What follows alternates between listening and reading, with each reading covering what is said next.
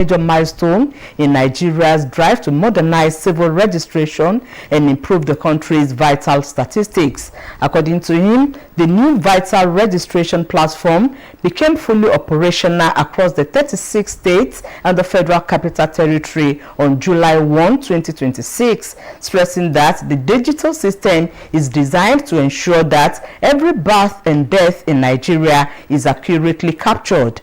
Dr. Yusuf stressed that the platform is integrated with Nigeria's digital identity ecosystem and aligns with the federal government's digital transformation agenda. The chairman called on relevant stakeholders and the media to support the successful implementation of the digital registration system. Dr. Yusuf reaffirmed the Commission's commitment to ensuring that every Nigerian is registered from birth, saying the initiative will strengthen national planning, improve governance, and guarantee legal identity for all citizens. And now let's talk health. Typhoid fever remains a major public health concern in Nigeria, particularly during the rainy season, when poor sanitation and contaminated water sources increase the risk of infection. Although preventable and treatable, the disease continues to affect thousands of people every year. This report examines the causes, symptoms, and prevention of the disease. Rukayat Oladimeji is our guide. Typhoid fever has remained a public health challenge for decades, particularly in developing countries where access to clean water and adequate sanitation is limited. The disease, caused by the bacterial Salmonella typhi, is transmitted through contaminated foods and water, making poor environmental hygiene a major risk factor. The rainy season often worsens the situation as flood water contaminates wells, streams, and other sources of drinking water, exposing many communities to infection. A medical expert, Dr. Peter Kester, explained that typhoid fever usually begins with persistent high fever, headache, weakness, abdominal pain, and loss of appetite. He said some patients may experience diarrhea or constipation, while severe untreated cases can lead to life-threatening complications. He advised residents to maintain proper hand hygiene, drink treated or boiled water, eat freshly prepared food, and ensure fruits and vegetables are thoroughly washed before consumption. He also emphasized that proper waste disposal, clean surroundings, and access to safe drinking water are essential measures to prevent it. Most times what you have is typhoid, presenting in the first week as malaria because of the constitutional symptoms. And that's why it's important that if you must treat malaria, you need to get tested, go to the hospital, get checked up. Clinical diagnosis can help solve it. Once you have typhoid, even presenting like gastroenteritis, we treat it at the same way and we definitely get results. Residents called on the government to intensify public sensitization campaigns on the causes, prevention, and treatment of typhoid fever. They also appealed for improved access to clean and safe drinking water, better environmental sanitation, and proper waste disposal to reduce the spread of the disease. We should keep our environment clean. We should not be dumping refuse anywhere. As efforts continue to improve public health across the country, experts maintain that preventing typhoid fever begins with simple but consistent practices such as drinking safe water, maintaining good personal hygiene, and keeping the environment clean. In Ado-Ekiti, Rukayat Oladimeji, NTA News. The need to equip young people with relevant skills for employment opportunities and self-reliance was in focus as the world marks World Youth Skills Day. Bomi Adewumi in this report examines the importance of this day and the need to equip young people with technical, vocational, and digital skills. Observed every July 15, World Youth Skills Day recognizes the importance of equipping young people with the knowledge and practical skills needed for employment, entrepreneurship, and national development. The theme for this year's celebration, Skills for a Shared Future, underscores the need to prepare young people with technical, digital, entrepreneurial, and other future-ready skills that will enable them to adapt to a rapidly changing world and contribute meaningfully to society. For many young people, acquiring a vocational or technical skills is gradually becoming a pathway to self-reliance and financial independence. What I can say is that government should be able to provide us like empowerment skills, so we can use it whenever we learn a skills. We can use it to push the skills instead of learning after learning, and we stay standard without anything to set up the skills. Government help our youth to have handwork. If you can help us with empowerment, so that if you have empowerment like to train us and to give us handwork machine like hairdresser and dryer and machine, sewing machine, if you can help our youth with that, it will help us a lot. The Commissioner for Youth Development in Ekiti State, Gold Adedayo, says the state government remains committed to youth empowerment through skills acquisition, entrepreneurship, and capacity building programs designed to improve livelihoods and reduce unemployment. We are also trying to develop our youth in the area of skill acquisition. Top among them is our program with the ministry called EDAP, Ekiti Digital Acceleration Program, empowering our youth to be able to take advantage of information technology, the latest trend in the globe worldwide now. I implore our youth to go and find one work to do. All of us cannot rely on a white-collar job, so you have to find one or two jobs because of the future. As the world commemorates World Youth Skills Day, stakeholders say sustained collaboration among governments, private sectors, and development partners is essential to ensure that more young people have access to quality skills training needed to strive in a rapidly evolving global economy. In Ado-Ekiti, Bumi Aderimi, NTA News.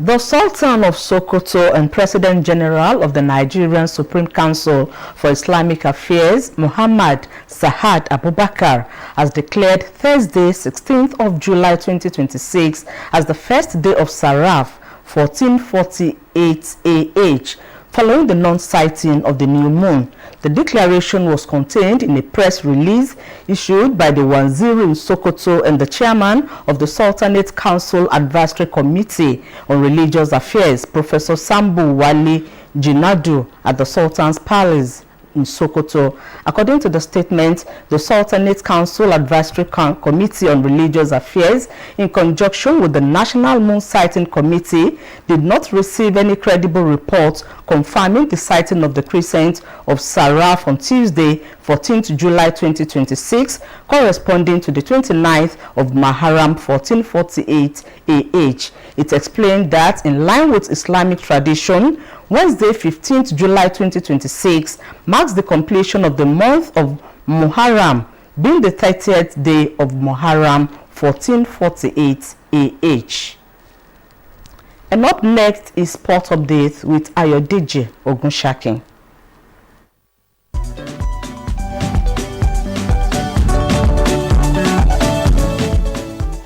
The Flying Eagles of Nigeria has been placed in Group B of the Waffle B Under-20 Championships to be hosted by Ivory Coast. According to the draws, Nigeria is to tackle Ghana, Togo and Burkina Faso, the group stage of the regional tournament. In Group A, Ivory Coast will face Benin Republic and Niger Republic.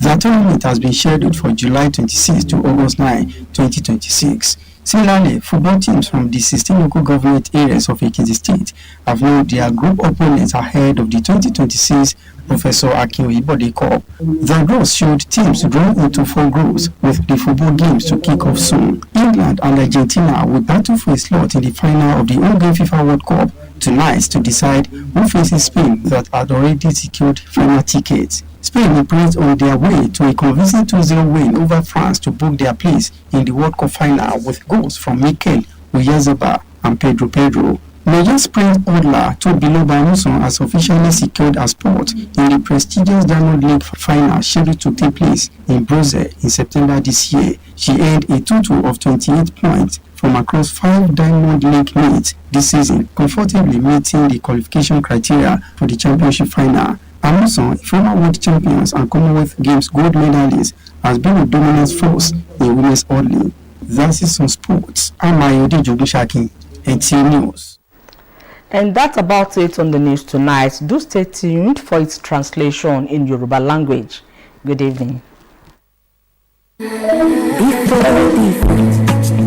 Before my family can go on without drama, on wahala. Mama, brother, before.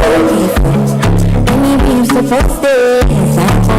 Maggi Star is crafted from fermented soybeans, onions, chili flavor, and cloves in a way only Maggi knows.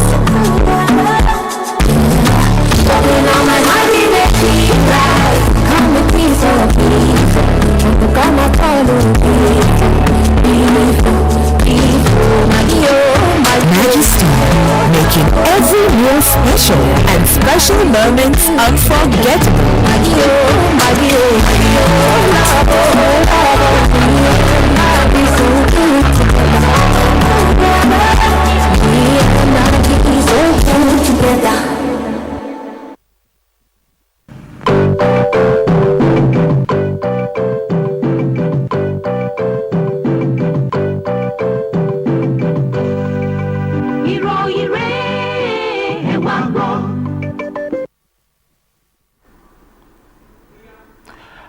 Nínú ìròyìn alẹ́ òní, ìjọba àpapọ̀ bẹ̀rẹ̀ àkọọ́lẹ̀ ọjọ́ ìbí lójú ẹ̀rọ ayélujára káàkiri orílẹ̀-èdè yìí.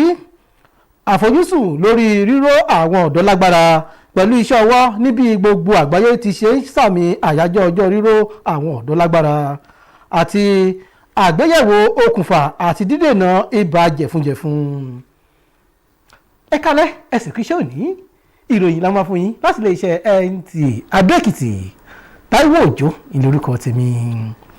Ìjọba àpapọ̀ ti bẹ̀rẹ̀ ṣíṣe àkọọ́lẹ̀ ọjọ́ ìbí àti ọjọ́ ikú lórí ẹ̀rọ ayélujára lábẹ́ ètò ìforúkọsílẹ̀ fún òǹkà tó ṣe kókó rẹ̀. Alága àjọ elétò ìkànìyàn lórílẹ̀‐èdè yìí ọ̀mọ̀wé Aminu Yusuf ló kéde yìí nígbà tó ń bá wọn akọ̀ròyìn sọ̀rọ̀ nílùú Àbújá níbi tó ti júwe ìgbésẹ̀ náà gẹ́gẹ́ bí ọ̀kan gbòógì láti ṣàkọọ́lẹ̀ àti ìforúkọsílẹ̀ lọ́nà ìgbàlódé lójúnà àti mú kí òǹkà àti àkọọ́lẹ̀ lórílẹ̀‐èdè yìí búyàrí sí i. Gẹ́gẹ́ bó ti wí, ètò ọ̀hún ló ti gbìnàyà káàkiri ìpínlẹ̀ 36 tó wà lórílẹ̀‐èdè yìí tó fi mọ́ ìlú Àbújá láti ọjọ́ kìíní oṣù keje ọdún yìí, pẹ̀lú àfikún wípé ètò ọ̀hún náà ṣe láti rí i pé wọ́n ṣàkọọ́lẹ̀ gbogbo ìbísí àti ìrẹ̀sí tó bá ṣẹlẹ̀ lórílẹ̀‐èdè yìí. Ọ̀mọ̀wé Yusuf wá fún pè sáwọn ẹlẹ́nulọ́rọ̀ àtàwọn ilé iṣẹ́ ìròyìn láti ṣàtìlẹ́yìn fún ìṣàmúlò ètò náà. Ó wá fogun ìfarajì àjọ ọ̀hún gbárí láti rí i pé wọ́n ṣàkọọ́lẹ̀ gbogbo àwọn ọmọ Nàìjíríà bẹ̀rẹ̀ láti ọjọ́ ìbí wọn fún ìṣètò ìmúgbòòrò ìṣèjọba àti fún ìdámọ̀ gbogbo ọmọ bíbí orílẹ̀-èdè yìí. Ibà jẹ̀funjẹ̀fun jẹ́ àìsàn kan gbòógì tó ti wá di èyí tó ń kọni lóminú lórílẹ̀-èdè yìí, pàápàá jùlọ lásìkò òjò nígbà tí àwọn omi kò sí ní ìmọ́tótó lẹ́yìn tó ń ṣokùnfà ìlúlùgbàdì àìsàn ọ̀hún. Bó tilẹ̀ jẹ́ pé a lè dènà àìsàn yìí, bẹ́ẹ̀ ló ní ìtọ́jú síbẹ̀ àìsàn yìí túbọ̀ ń ṣọṣẹ́ lágọ̀ọ́ ara ọ̀gọ̀ọ̀rọ̀ àwọn ènìyàn lọ́dọọdún. Nínú ààbọ̀ ìròyìn yìí ni aṣojúkọ̀ròyìn wa Rukayat Ọládìméjì ti ṣàgbéyẹ̀wò àwọn ohun tó ṣokùnfà àìsàn náà àti àwọn àmì tó máa ń ṣàfihàn rẹ̀ tó fi mọ́ ọ̀nà àgbà láti dènà rẹ̀. Àbọ̀ rẹ̀ rèé.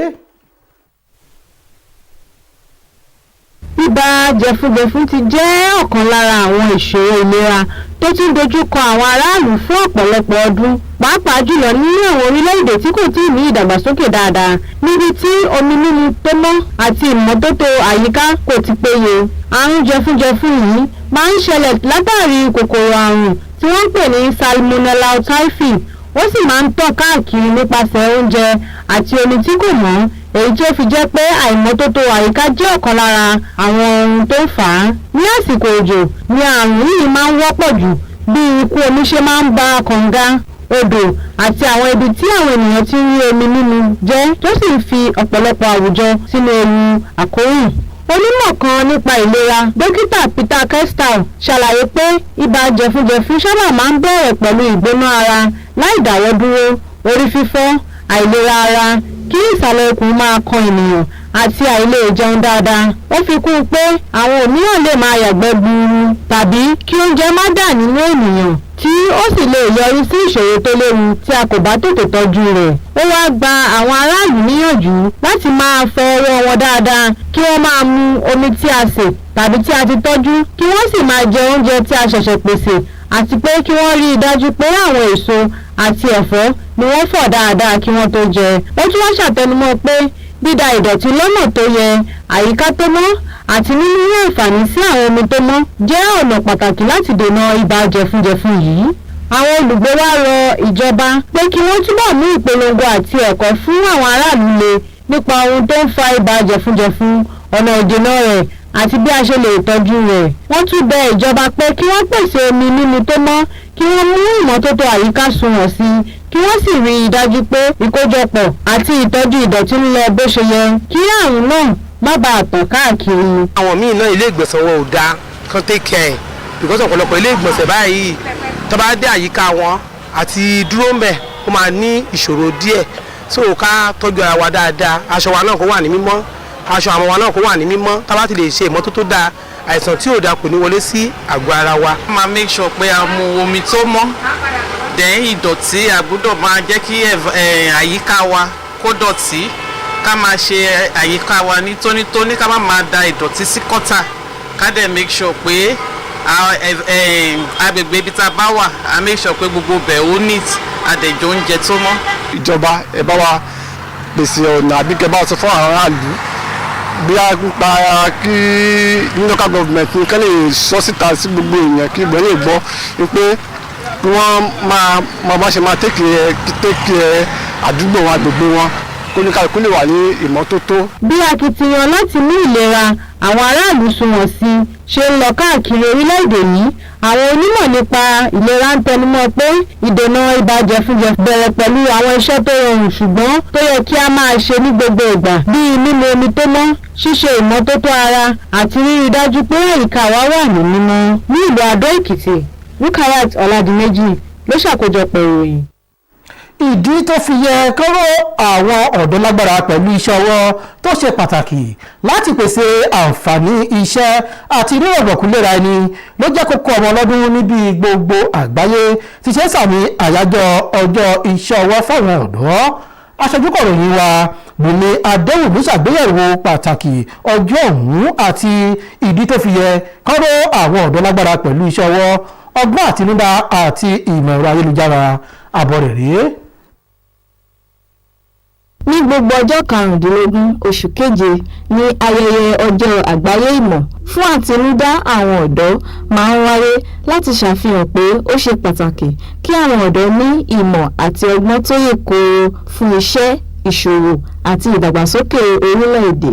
Àkòrí ti ọdún yìí, iṣẹ́ ọwọ́ fún ọjọ́ ọ̀la tó yanjú, ló ń tẹnumọ́ lórí ìmúrasílẹ̀ àwọn ọ̀dọ́ pẹ̀lú ọgbọ́n iṣẹ́ ọwọ́, ẹ̀rọ ayélujára, ìṣòwò àti nínú ọgbọ́n míì tí ó yẹ kí wọ́n ní láti lè máa bá ayé yí bí ó ṣe ń yí, tí ó sì lè ṣe àfikún tó dára sí ìdàgbàsókè àwùjọ. Fún ọ̀pọ̀ àwọn ọ̀dọ́, kíkọ́ iṣẹ́ ọwọ́ tàbí níní ọgbọ́n iṣẹ́ kan ni ó ti di ọ̀nà pàtàkì sí ìgbẹ́kẹ̀lé ara ẹni àti níní òmìnira nípa ọrọ̀ ajé. Nǹkan tó gbé mi débẹ̀ ni pé mo ṣetán school kò síṣẹ́, so instead máa rí dòkó sílé. Iṣẹ́ ọwọ́ dáa, kò sẹ́lẹ̀gbẹ́ iṣẹ́ ọwọ́ even though èèyàn gbégbélégbélé lọ sí school kò sẹ́lẹ̀gbẹ́ kéèyàn níṣẹ́ ọwọ́ even though téèyàn bá kọ́ iṣẹ́ tó lọ sí school ó tún lè máa fi yẹn sustain ara ẹ̀ tí ò fi ní jẹ̀yà. Ṣọ́nà fún ìdàgbàsókè àwọn ọ̀dọ́ ní ìpínlẹ̀ Èkìtì Gold Adébáyọ̀ sọ pé ìjọba ìpínlẹ̀ Èkìtì ni kò rẹsẹ̀ kúrò nínú ṣíṣe kóríyá fún àwọn ọ̀dọ́ nípasẹ̀ ètò ìmúkọ́ṣẹ́ ìdàgbàsókè ọgbọ́n ìṣòwò àti àwọn ètò ìmúgbòòrò ìrónilágbára tí ó lè mú ìgbésí ayé tó dára bá àwọn ọ̀dọ́ tí ó sì lè dín àìníṣẹ́ kù láwùjọ. So oríṣiríṣi ètò ló ń jáde láti kì í ṣe ministry wa nìkan ní gbogbo àwọn sister ministry wa ni bá àwọn ọmọ wa ṣe ń kàwé torí lẹ́kìtì a fẹ́ràn láti kàwé gan o bá a ṣe ń kàwé látún kọ́ṣẹ́ ọwọ́ látún ní iṣẹ́ ọwọ́ kan àbí míì tára àwọn èèyàn wa lè fi máa ṣiṣẹ́ láti fi máa pa owó láti jẹ́ kí ọjọ́ ọ̀la wa kó dáa láti dá ilé iṣẹ́ sílẹ̀ láti gbára wa síṣẹ́ láti tún gba àwọn ọ̀rẹ́ wa síṣẹ́ náà. lọ ọ̀dọ́ tó bá níṣẹ́ ọwọ́ lásìkò yìí ó pàdánù ọ̀pọ̀lọpọ̀ torí ọjọ́ ọ̀la ó ṣe pàtàkì irú bí dáhà ti bá ṣẹ́ dé báyìí mo dúpẹ́ lọ́wọ́ Ọlọ́run mo kàwé níwọ̀nba díẹ̀ lẹ́yìn ìgbà yẹn mo lọ kọ́ṣẹ́ ọwọ́ iṣẹ́ ọwọ́ tí mo dẹ̀ lọ́kọ́ náà mi ò kábàámọ̀. bí àgbáyé ṣe ń sàmì sí ọjọ́ àgbáyé fún ìmọ̀ àtinúdá àwọn ọ̀dọ́ àwọn tí ọ̀rọ̀ kàn gbọ̀ngbọ̀n sọ pé ìfọwọ́sowọ́pọ̀ pẹ̀lú àwọn ìjọba iléeṣẹ́ aládàáni àti àjọ fẹ́tò ìdàgbàsókè ni ó ṣe dandan láti rí wípé àwọn ọ̀dọ́ ní àǹfààní ní níní iṣẹ́ ọwọ́ tó yè kooro láti mú ìmúgbòòrò bá ètò ọrọ̀ ajé orílẹ̀-èdè yìí. ní ìlú Adó Èkìtì Bùnmi Adéwùmí ló ń jábọ̀ ìròyìn. Sultan tìlú Sokoto tó tún jẹ́ ààrẹ káfàtà fún ìgbìmọ̀ tó ṣàkóso ẹ̀sìn Islam lórílẹ̀‐èdè yìí Muhammad Sahad Abubakar ti kéde ọ̀la ọjọ́bọ̀ tó jẹ́ ọjọ́ kẹrìndínlógún oṣù yìí gẹ́gẹ́ bí ọjọ́ àkọ́kọ́ ní ti òǹkà ti ẹ̀sìn Islam lẹ́yìn tó ti rí oṣù tuntun. Ìkéde yìí wà nínú àtẹ̀jáde kan tí Waziri tìlú Sokoto tó tún jẹ́ alága ìgbìmọ̀ agbaninímọ̀ràn lórí ọ̀rọ̀ ẹ̀sìn ọ̀jọ̀gbọ́n Sambo Wali Junadu fọwọ́ sí ní ààfin Sultan tìlú Sokoto ọ̀hún gẹ́gẹ́ bó ti wí.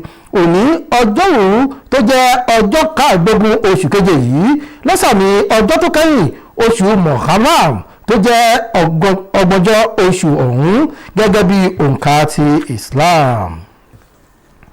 Ààrẹ ìdárayá ẹgbẹ́ agbábọ́ọ̀lù Flying Eagles torílẹ̀-èdè yìí wọ́n ti pín sí ìpín B fún ìdíje ife ẹ̀yẹ ti ilẹ̀ Áfíríkà táwọn ọ̀jẹ̀wẹ́wẹ́ tọ́jọ́ orí wọn kò tó 20 ọdún lẹ́yìn tí orílẹ̀-èdè Ivory Coast yóò gbàlejò rẹ̀.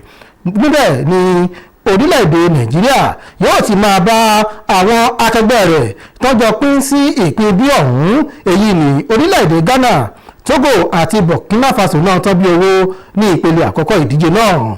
Àwọn orílẹ̀-èdè yóò jọ máa ka ìlà ojú ara wọn ní ìpín ti A ní orílẹ̀-èdè Ivory Coast, Benin Republic àti Niger Republic. Ìdíje ọ̀hún ni yóò wáyé láàrin ọjọ́ kẹrìndínlọ́gbọ̀n oṣù keje yìí sí ọjọ́ kẹsàn-án oṣù kẹjọ ọdún yìí. Ẹ̀wẹ̀ àwọn ikọ̀ ẹgbẹ́ agbábọ́ọ̀lù aláfẹsẹ̀gbá láti àwọn ìjọba ìbílẹ̀ mẹ́rìndínlógún tó wà nípínlẹ̀ yìí ti mọ àwọn orogún tí wọn yóò jọ tẹsẹ̀ bọ ṣòkòtò kan náà níbi ìdíje ti ife ẹ̀yẹ ọ̀jọ̀gbọ́n Akin Oyèbọ̀dé tí yóò wáyé lọ́dún yìí. Wọ́n pín àwọn ikọ̀ ọ̀hún sí ìpín mẹ́rin ọ̀tọ̀ọ̀tọ̀ fún ìdíje náà. Bákan náà orílẹ̀-èdè England àti Argentina yóò jọ náà tán bí owó lálẹ́ òní níbi ìdíje ife ẹ̀yẹ àgbáyé tó lọ lọ́wọ́. Níbẹ̀ ni wọn yóò ti mọ orílẹ̀-èdè tí yóò kojú orílẹ̀-èdè Spain tó ti kógojá fún àṣekágbá ìdíje náà. tó níbi ládùmọ̀ fún tòní ọ̀la ni kẹ́tù pàdé wa fákọ̀tì ròyìn ní kó tẹ́lẹ̀ lánàá kọ́ kásùn rẹ̀ o.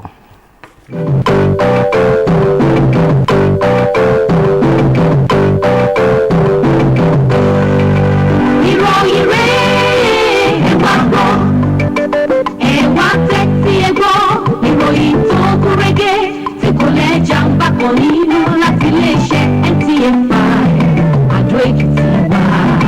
Ìròyìn ayọ̀ ní tiwa, kò pẹ́ bí bẹ́ẹ̀ ni kì í lé, búlábúlà kọjá létí o, ẹ̀mí ti búra kí ẹ gbọ́ ògidì ìròyìn.